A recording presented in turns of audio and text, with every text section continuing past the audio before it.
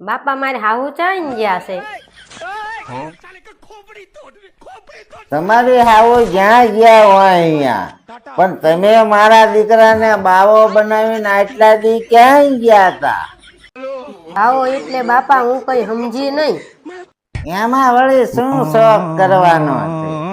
તમારો પતિ એટલે મારો દીકરો ભગવા લુગડા પહેરીને જુનાગઢ ગયો છે બાવો બની.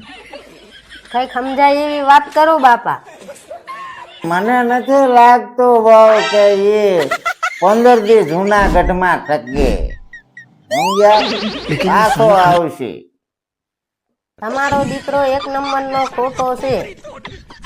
સારું બેટા, મને તો ખબર જ છે કે એ હાથું તો કોઈ દી સપનામાં રોયો નથી. સમજ્યા તમે? તમારા દીકરાને તમે ન ઓળખો એટલો હું ઓળખું છું. તમે શાંતિ રાખો ને, આજ નહીં તો કાલે આવશે. બાવો બનવું કઈ રમત વાત છે બાપા?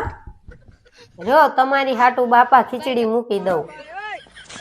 હવે ખીચડીમાં શું ખાવું તું?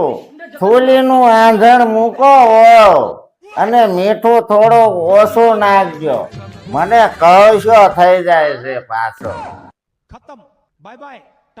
શેનું દૂધ લાવશું? ગાયનું લાવશું કે ભેંસનું?